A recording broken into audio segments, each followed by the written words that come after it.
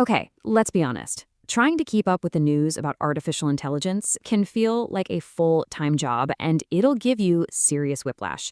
One minute, you hear it saving the world, and the next, it's a massive threat to our very existence. So that's what we're going to do today. We're going to try and make sense of that chaos by diving deep into the AI paradox, all through the lens of headlines from just one single week. So, this is our source material. It's a simple rundown of AI headlines from 1 week back in September. But as you're about to see, this one snapshot in time, well, it contains the entire spectrum of hope, fear, and just plain confusion that surrounds this technology. So, you see a headline like this one, and you think, fantastic, right? I mean, that's a clear win for humanity. AI as a tool that's literally saving lives. It's powerful, it's positive, it's straightforward. But then, in the very same week, you see this, a headline that flips the script entirely and suggests an existential threat. So we go from a life-saving tool to a risk to our survival, all in the span of a few days. It is absolutely enough to give anyone whiplash. And that really is the central question, isn't it? Is AI our greatest invention or our biggest mistake? The truth, as this 1 week of news shows us, is that it's just not that simple. So let's unpack this together. All right, let's start with the good stuff. Let's look at the optimistic side of the coin. If you look past all the hype, where is AI actually being celebrated as a genuine force for good? Well, the applications are incredibly diverse. We're talking about healthcare, predicting heart disease. Then you've got conservation with underwater robots mapping these super fragile coral reefs. You've got pure science, creating a search engine for molecules to speed up research. And then there are places you might not expect, like helping rabbis with their admin work, or more broadly, just boosting business efficiency pretty much across the board. And this brings us to a really interesting idea that I think perfectly captures this hopeful vision for AI. The goal isn't replacement, it's about augmentation. It's this concept of AI as a sparring partner, a tool that challenges how we think and just makes us better at what we already do.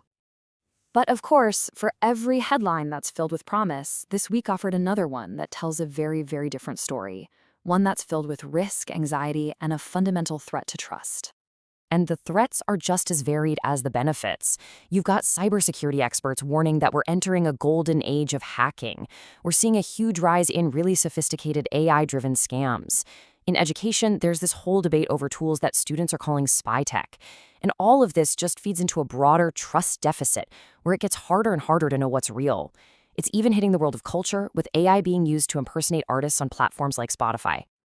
And right here, this is the core paradox in action.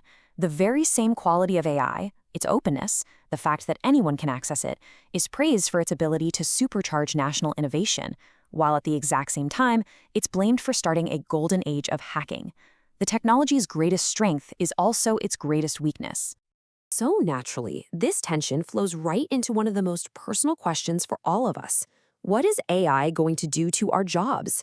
And no surprise, the headlines this week offer absolutely no easy answers. Instead of one single narrative, we actually see three different ones playing out at the same time. You've got leaders, like the president of Cisco, saying they're not worried about AI taking high-level jobs. Then you have the reality on the ground, where banks are adopting AI and their employees are openly scared. And finally, you have the forward-looking perspective from the world of education, which basically says the only answer here is to adapt and get the next generation ready for a totally new world. So with these incredibly high stakes, we're talking about our health, our security, our jobs. The final and probably most critical piece of this whole puzzle is control. How on earth do we manage a technology that's this powerful and this paradoxical? And that brings us to the idea of governance. So what is AI governance? Well, to put it simply, it's the rule book. It's the conversation the entire world is having right now about creating guardrails, setting the rules of the road to maximize the good stuff and minimize the bad as we build and use this tech. One framework that was proposed this week breaks this huge challenge down into three core pillars. First, science. We need to foster open, international research so no one country or company has a monopoly. Second, safety. We have to manage all the risks, from algorithmic bias all the way out to potential existential threats. And third, inclusion. We have to make sure the benefits are shared by everyone, not just the wealthy and powerful. And look, this isn't just theory. We can see governance in action right now in this week's headlines. The UN is now treating AI as a global challenge, right up there with climate change or pandemics. You see corporations like Microsoft making huge decisions about who gets to use their powerful AI tools. And you see governments setting policies for how their own agencies can use commercially available AI. These decisions are being made as we speak.